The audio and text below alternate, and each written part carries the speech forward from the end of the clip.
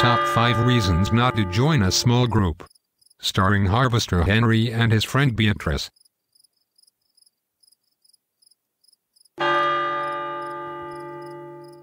Hello, Harvester Henry. I have not seen you in a while. How have you been? Hey, have you decided which small group you are going to join? Everyone is going to be in a small group and you do not want to be left out, do you? Me. You? Will not catch me joining a small group. No siree. Not me. Not in 10,000 years. Not in 10,000 years? Really? That is pretty dramatic. I think you are going to be the only one in the whole church who is not in a small group. You are really going to miss out.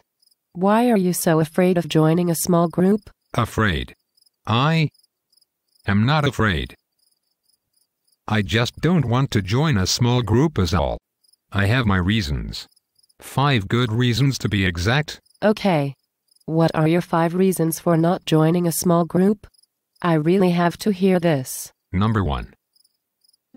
Well, to start with, I do not like to pray out loud. I know that might sound strange to you. You do it all the time. But I have always been nervous about talking in front of people. Praying out loud in a group of people other than my family, even if it is a small group, is one of my biggest fears. Not to mention that they might ask me to read my Bible aloud. You have heard me read. I am not very good at it. It makes me sick to my stomach with nervousness to even think about it. Number 2. I just can't make a lifetime commitment like that at my young age. Once you join a group, you are in it for life. If you stop attending or try to escape, they call you 3 times a day and even come to your home. Have you heard Kevin talk about his group? What? I think he has been in like the same group for over 10 years or something. Joining a small group is like buying a timeshare. Once you are in, you cannot get out. 10,000 years and then forevermore.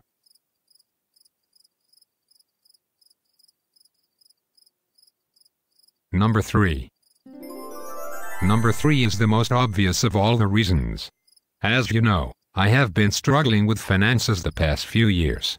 Well, I just could not afford to pay for a babysitter every week if I were to attend a life group.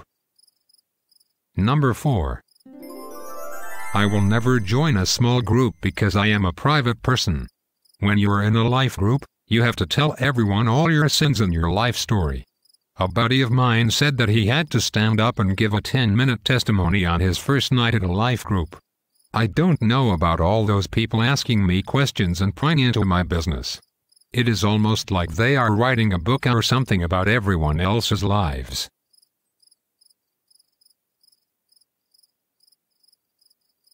Number 5.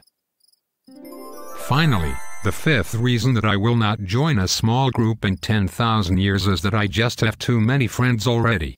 I heard that you meet a lot of new friends, and I just don't need any more of those. You are kidding, right?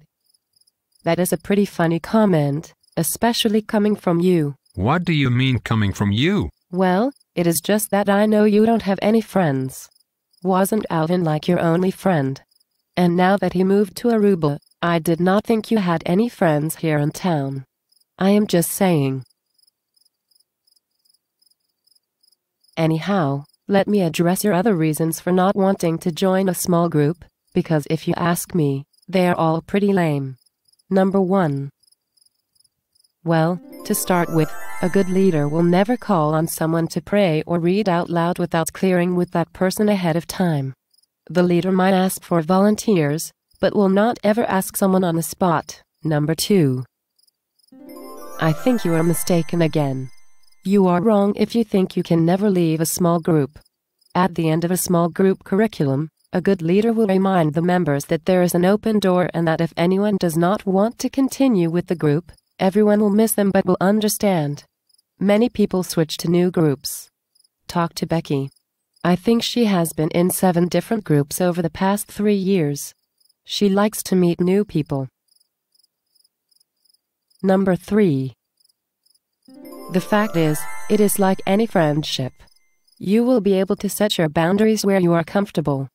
When you join a small group, you can choose how much you want to share about your life and how much you want to keep private. It is like any other friendship. You can choose where to set your boundaries and what you are going to share. Number 4. I think you said you were worried about children? That is strange. I did not know you even had kids. But anyway, many of the groups advertise that children are welcome. It is not like they tie the kids up in the basement while they do the study, either. The kids love it. It is a great way for your kids to get to know other kids from church and form their own friendships. But, Henry, I did not know you had any children? I do not have children. But once a year my niece and nephew come to visit from Florida. And besides, I might adopt a child or two soon. You never know. But anyhow, I had no idea that I could bring kids. That is great. Maybe I will consider joining a small group, and I could get paid to babysit my neighbor's kids at the same time. She pays $10 an hour. Maybe I will join a group, even if I don't get the babysitting job. It is only for 2 months after all, isn't it? And it is always good to meet new friends, isn't it? Who has too many friends? Definitely not you, Henry. What? Nothing. But, hey, I hope you do join a small group. Even if it is only for the next 8 weeks. You know, life change happens in a small group. And we were made for community.